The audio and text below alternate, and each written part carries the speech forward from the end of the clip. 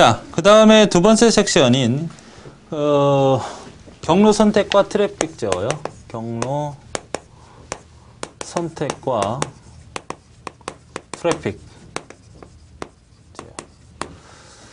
경로 선택을 보통 우리가 라우터라고 하죠. 라우터. 경로 선택. 그러니까 경로 선택이라고 하는 것은 어떻게 되는 얘기냐면 우리가 패켓이라고 하는 것이 있죠. 인터넷 쓰는 그런 패켓 데이터를 어떻게 하면 목적지까지 잘 전달할 수 있느냐를 판단해주고 연결해주는 그런 기술을 경로 선택이라고 합니다. 일단 경로 선택의 정의를 정확히 알아두세요. 그럼 책을 보시면 거기 경로 선택의 이해 부분이 있죠. 그 내용을 잘 읽어보세요. 경로 선택이란 송수인 간의 중간 서브넷, 부네트워크 중간 노드를 거쳐서 최적의 경로를 선택하는 기술로 서브넷 자원을 최대한 이용하여 패킷 전송 시간을 최소화시킨다. 이런 의미가 되겠죠. 뭐 책을 쭉 읽어보시면 제가 설명하는 내용을 일단 들어보시고요. 그리고 어떤 게 중요한 건지는 책을 보면서 설명을 하도록 할 텐데 먼저 설명을 한번 들어보자고요. 자, 일단 경로 선택부터인데 경로 선택이라고 하는 거는 라우터라고 그래. 라우터, 보통 루터라고도 하고요. 이게 특별한 기술이 아니고요. 얘는 교환 기술입니다. 교환 기술. 자, 이렇게 논리적으로 그림을 그려볼게요.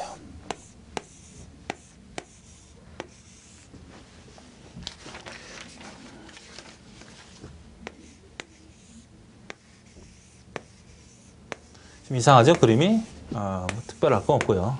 이게 교환기라고 생각을 하세요. 교환기. 이거는 통신 경로라고 보십시오. 통신에선 가는 갈 수 있는 경로. 우리가 이제 이렇게 실제로 이렇게 되어 있는 건 아니고요. 논리적으로 이해하기 위해서 그리는 거예요. 이렇게. 이건 저장소입니다. 무슨 말인지 알겠죠? 그러니까 패켓이 들어와가지고, 하나의 패켓이 들어와서, 여기에서 저장이 됩니다. 이렇게 저장이 돼서, 어떤 특정한 경로를 선택해서 나가겠죠? 그렇죠? 그 안에 누가 있냐면, 여기에 바로 라우터가 이렇게 있는 거예요. 라우터가. 그러니까 얘가 들어온 거가 있으면 얘가 그냥 어디로 갈지 모르면 얘가 보내주는 거지. 어쩌로 가라. 빨리. 무슨 말인지 알겠죠? 패켓은 내가 홈페이지라고 하면 잘라서 보내는 거잖아. 그죠? 홈페이지를 딱 열었을 때 그 패켓들이 막 도착이 돼서 화면에 뜨는 거잖아. 경우에 따라서는 어떻게 돼? 어느 땐 느리잖아. 그것은 통신 경로상의 문제거나 얘네의 문제가 될 수 있다는 거지. 그래서 우리가 이해할 수 있는 건 이런 얘기죠.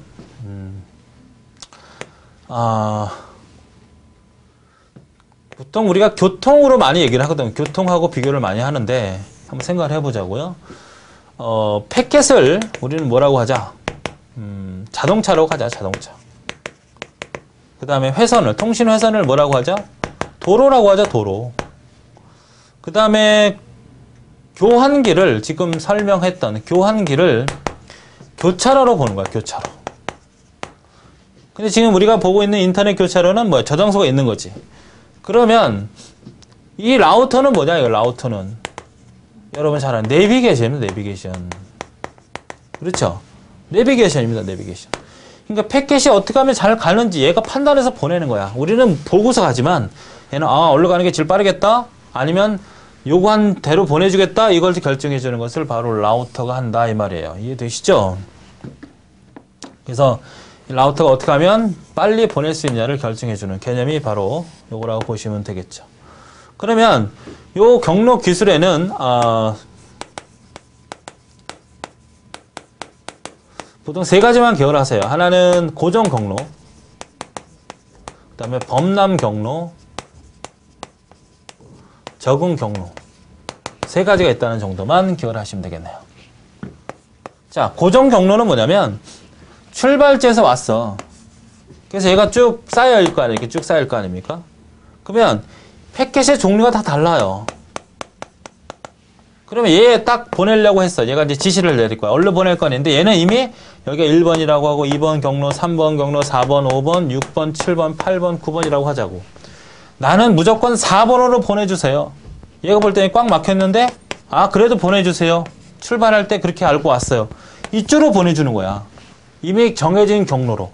우리가 앞에서 가상회선처럼 이미 경로가 확보되어 있으면 그쪽으로 계속 가야 돼. 막히든 안 막히든. 이게 바로 뭐다? 고정 경로 방식이다. 이미 붙여진 착국, 부호 방식이라고 되니까 이미 정해진 주어를 붙여진 곳으로 선택해서 보내는 방식 보정 경로. 이해되시죠? 그 다음에 범람 경로는 뭐냐면 이 범람 경로는 다른 말로 플로딩이라는 말을 더 많이 쓰죠. 플로딩. 복사예요, 복사. 복사해서 보내는 거야. 뭐냐면 이 라우팅 입장에서는 가장 짜증나는 놈이야. 이 플로딩으로 들어오는 놈. 왜냐면 들어오면 모든 경로로 다 쏴줘야 돼. 모든 경로. 들어온 데 빼고는. 어떻게 해서? 복사기로 와서 박박박 밀어가지고 출발 경로가 9개면 9개로 다 쏴버리는 거야. 여기가 단말기야. 교환기야. 교환기가 이렇게 있어. 이렇게 연결되어 있다고 합시다. 여기가 목적지야. 패킷으로 쐈어. 플로딩으로 들어왔단 말이야. 이쪽 보내고 이쪽 보내고 이쪽 보내고. 이쪽 들어온 놈은 일로 나가고 일로 연결되면 일로 나가고. 여기 들어온 놈은 일로 나가고 절로 나가고. 계속 늘어나는 거야. 패킷들이. 그렇죠? 근데 왜 이런 짓을 하는 걸까요? 여러분이 우리가 우편 배달에서 보면 반드시 이거는 가야 돼. 목적지에. 돈이 들어있어. 뭐 돈을 가지고 뭐 우표에다 넣어서 보낼 일은 없지만 만약에 그렇게 있다고 하면 등기나 속달이라는 게 있잖아. 그죠? 등기 속달이 뭔지 알죠? 반드시 빠르게 도착해야 돼. 그러니까 없어져서는 안 돼. 그러니까 복사를 하게 되면 많이 복사가 될 거 아니야. 쭉 복사가 될 거 아니야. 그러면 복사된 것이 목적지는 어쨌든 들어올 거 아닙니까? 그래서 들어온 놈이 손상을 입어도 또 들어올 거 아니야. 그러니까 가장 빠른 길을 선택하게 될 것이고 복사가 되니까. 그리고 어떻게 돼요? 빠르게 선택이 됐고 그 다음에 안 들어오진 않을 거 아니야. 복사가 되었으니까. 그러니까 바로 신뢰성 전송 때문에 하는 거고 그러니까 등기 속도할 역할을 한다. 일단 복사본이야. 복사본. 중복 패킷이다. 그럼 플로딩, 범람 경로라고 기억하시면 돼요. 뭐야? 패킷이 중복된다. 똑같은 게 있다는 얘기는 다 플로딩 기법이죠. 그럼 이걸 해결을 해야 되잖아. 해결 방법이 있어야 되지 않습니까? 계속 복사 안 하면 어떻게 돼? 큰일 나잖아. 자동차 한 대가 계속 복사해서 도로를 다 장악하면 안 되잖아. 그래서 그런 경우도 있었어요. 바이러스 때문에 어느 정도 시기를, 그러니까 해결 방법부터. 이건 호카운트라는 걸 이용해요. 호카운트. C-O-U-N-T. 호카운트라는 건 뭐냐면 이 패킷 안에는 그 TTL이라고 하는 생존 시간이 있습니다. 이게 아까 얘기했던 것이 225초거든요. 이걸 쓰지 않고요. 여기에다가 이 하나, 둘, 셋, 넷, 다섯, 6개면 6이라고 하는 호카운트를 집어넣어요. 복사할 때마다 뭐가 되는 거냐면 복사할 때마다 이것이 하나씩 감소돼. 한 번 복사하면 5가 되고 한 번 복사하면 4가 되고 한 번 복사하면 3이 되겠죠. 그래서 결국 0이 되면 그 패킷들은 중간 노드에서 다 제거가 할 수 있거든요. 무슨 말인지 알겠죠? 이 호카운트라는 부분을 중간에 경유해야 될 교차로가 하나, 둘, 셋, 넷, 다섯, 6개라면 6을 집어넣고 복사가 될 때마다 하나씩 감소시켜. 그럼 결국은 나중에 어떻게 돼? 0으로 제로가 돼버릴 거 아니야. 그렇죠. 0으로 되면 그때는 싹 다 제거해버려. 그것을 이용한다. 그런데 과거에 한 5, 6년 전인가 한번 인터넷 대란이 일어난 적이 있죠. 왜냐하면 이 패킷이 안 지워지는 거야. 계속 복사가 되는 거지. 그러니까 이 같은 패킷들이 계속 복사되면서 각각의 교환기를 다 꽉꽉꽉 채워버리니까 인터넷이 문제가 없는데도 자료가 도착하지도 않고 멈춰버린 거죠. 자동차라고 그랬으니까 자동차가 꽉꽉꽉 길을 찬 거야. 그러니까 인터넷 불가능한 상태가 있었습니다. 그걸 우리가 룩업 상태라고 하는데 인터넷 대랍 상태죠. 이런 상태가 있었다. 이건 바로 호카운트에 대한 바이러스 침범 때문에 그랬다. 어쨌든 등기 속달 때문에 하는 게 플로딩이다. 이런 얘기입니다. 적응 정보는 이 고정이나 폴로딩은 이미 자기가 패킷의 룰을 갖고 가는 거야. 그러나 이 적응 명령은 네가 알아서 해주세요. 네가 알아서. 네가 알아서 판단해서 보내줘. 네가 알아서. 그러니까 네가 알아서 판단하라는 얘기는 옆에 이렇게 교차로가 있으니까 또 교환기가 있고 또 교환기 이렇게 물려있고 교환기가 있을 거 아니야. 그럼 이 라우터는 이 교환기에 대한 정보를 서로 교환을 하겠죠. 이렇게. 여기 정보, 여기 정보, 여기 정보를 다 교환해서 나름대로의 그 라우팅 테이블을 갖게 됩니다. 얼로 가야지. 얼로 가야지 가장 빠른 거야. 예를 들어서 여러분 내비게이션에 보면 지도가 있는 것처럼 얘는 얼로 가면 가장 빠르다는 정보를 계속 실시간으로 데이터를 받아요. 아시겠습니까? 이런 프로토콜이 있는데 그게 바로 RIP야. RIP. 여러분 그 책에 보시면 그 앞부분 시작 부분에서 RIP라는 게 있잖아요. 그쵸? 호 카운트를 16개로 제한한다. 16개. 그러니까 이 교환기의 6개, 이 라우팅의 정보를 16개의 교환기의 정보를 획득해가지고 그 경로로 빨리 갈 수 있는 경로를 확보해야 한다는 얘기죠. 그러니까 적응 경로라고 하는 것은 내 옆에 있는, 주변에 있는 교차로에서 보면 옆 교차로, 저 교차로에서 계속 그 정보를 획득해가지고 가장 빠른 길을 선택할 수 있게끔 해주는 것을 RIP 프로토콜이라고 하는데 그러한 세부적인 것까지는 사실 안 나와. 그러니까 적응은 그 주변 정보에 주변 경로 환경을 파악해서 보내는 거구나. RRP 말고 같이 나와 있는 게 있죠. 뭐 ERP라든지 EGP라든지 이런 것들이 다 라우팅 프로토콜이라는 것만 기억을 해 두시고 맨 밑에 BGP라는 것도 있어요. BGP는 바로 AS 자율 시스템. BGP는 자율 시스템과 관련된다. 이것도 기억을 해 주세요. 자율 시스템이라는 거는 이런 체계화된 프로토콜이 아니라 뭐 학교에서 회사에서 자체적으로 갖고 있는 네트워크 시스템, 경로 시스템을 자율 시스템이라고 하는데 이게 이제 초기에서 나왔던 우리 경로 시스템 프로토콜이기 때문에 의미가 한번 있어서 언급이 됐던 문제입니다. 그 다음에 여러분 책에 보시면 경로 선택의 요소가 있겠죠. 그냥 막 보내는 게 아니겠지, 얘가. 거기 성능, 결정 시간, 결정 장소, 네트워크 정보 발생지, 경로 배정 전략, 적응 경로 배정 갱신 시간. 그 6가지를 반드시 암기해 주셔야 돼요. 아닌 건 뭐냐 이렇게 물어보니까. 한번 쭉 읽어보시면 되겠고요. 그 중에 갱신 시간이라는 건 뭐냐면 우리가 그 내비게이션도 마찬가지잖아요. 내비게이션도 우리가 그 인공위성을 통해서 정보를 받지 않습니까? 계속. 그럼 이것도 계속 갱신이 되는 거야. 그리고 어느 정도 시간이 지나면 또 갱신이 되잖아요. 그리고 그 교통 상황이 매번 실시간으로 바뀌는 거니까 그 갱신 시간이 1초마다 되느냐 아니면 5초마다 되느냐에 따라서 성능이 달라질 수 있지 않습니까? 그 갱신 시간 자체도 우리가 결정을 해주는 하나의 중요한 요소가 된다. 이렇게 기억을 해주시면 되겠습니다. 그 다음에 나오는 것이 이제 트래픽 제어입니다. 트래픽 제어.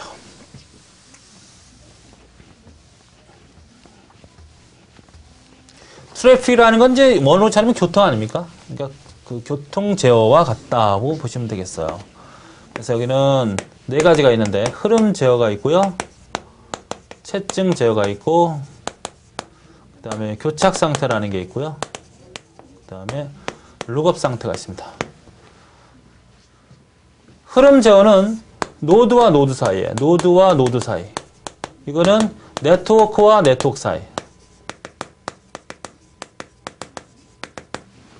이거는 중단된 상태를 말하죠.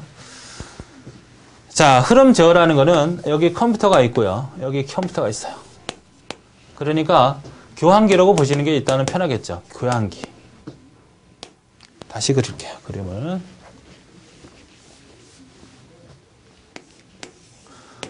여기하고 여기가 지금 연결되어 있을 거 아니야. 교환기가. 여기는 뭐가 있어요? 저장소가 있겠죠? 이렇게. 그럼 패킷들이 왔다 갔다 할 거 아니야. 교환기에 저장했다가. 그러면 얘네들이 왔다 갔다 하면 뭐 속도가 뭐 문제가 안 생기면 큰 문제가 안 되는데 이 교환기 저장소 내에는 항상 뭐가 존재하냐면 한계점이라는 게 존재합니다. 한계점. 여러분이 한계, 위험수위라는 거 있잖아요. 비가 많이 오고 여름이 되면 한강에 위험수위가 있단 말이야. 그러니까 위험수위 이전에는 고민할 거 없잖아. 근데 위험수위가 되면 조절을 해야 되잖아. 그죠? 물론 이제 패킷이 들어가는 게 하나, 둘, 셋, 넷, 다섯, 여섯, 7개가 아니라 무진장 많죠. 7만 개, 70만 개 정도 이상 된다고 보시면 되는데 한계점이 분명히 있단 말이야. 그러니까 패킷이 들어와서 여기 쌓이고 여기 쌓이고 여기 쌓이고 깔 때는 문제가 없어. 속도가 항상 정상 속도가 나오는데 여기 쌓이고 여기 쌓이기 시작하면 어떻게 된다는 거야? 속도가 느려지니까 제어를 해야 된단 말이야. 제어. 이걸 우리는 뭐라 그래? 흐름 제어라고 한다라고 보는 거예요. 그럼 흐름 제어에는 기술이 초크 패킷하고 여러 가지가 있는데 우리는 초크 패킷 하나 하고 그 다음에 슬라이딩 윈도우 정도만 보시면 됩니다.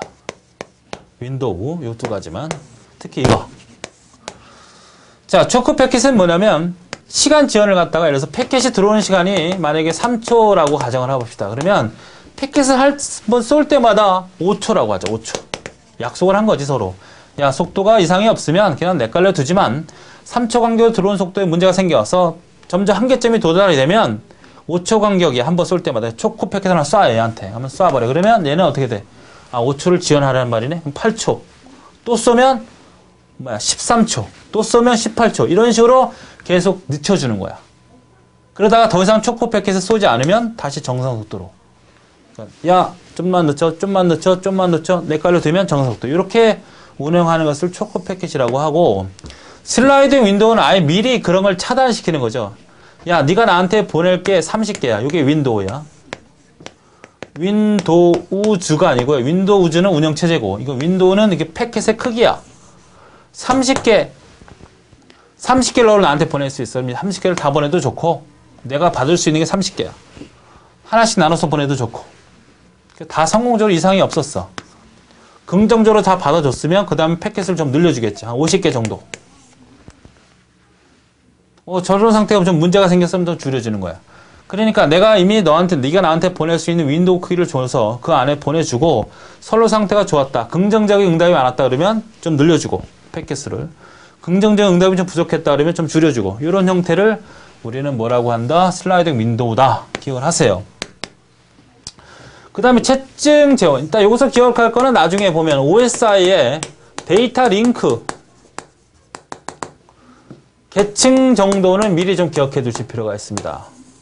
데이터 링크는 두 노드 간의 기술을 말하는 거거든요. 그러니까 OSI가 뭔지는 나중에. 어쨌든 데이터 링크 계층에서 사용되는 기술이다.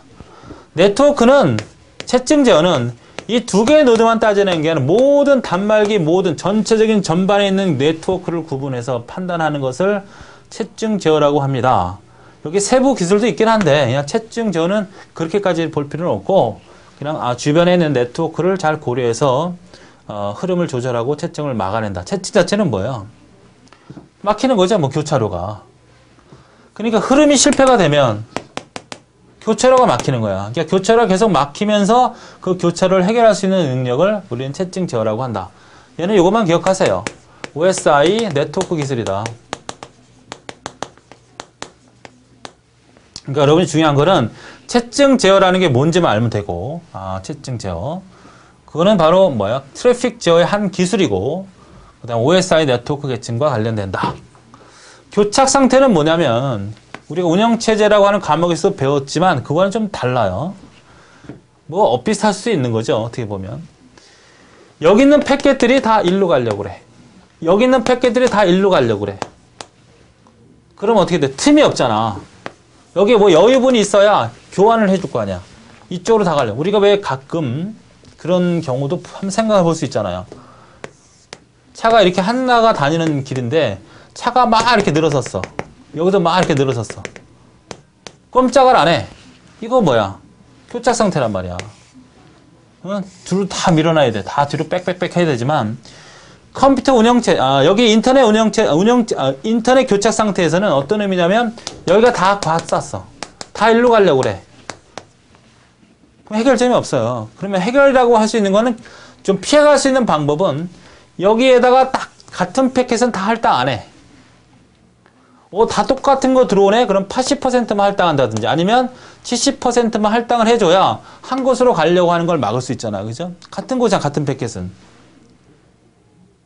그러나 근본적으로 보면 어쨌든 교착 상태가 발생이 되면 자동차처럼 이렇게 빼는 게 아니라 한쪽 노드를 파괴시켜야 되니까 컴퓨터를 껐다 켜야 된단 말이야. 교환기를 껐다 켜야지만 싹 날아가거든요.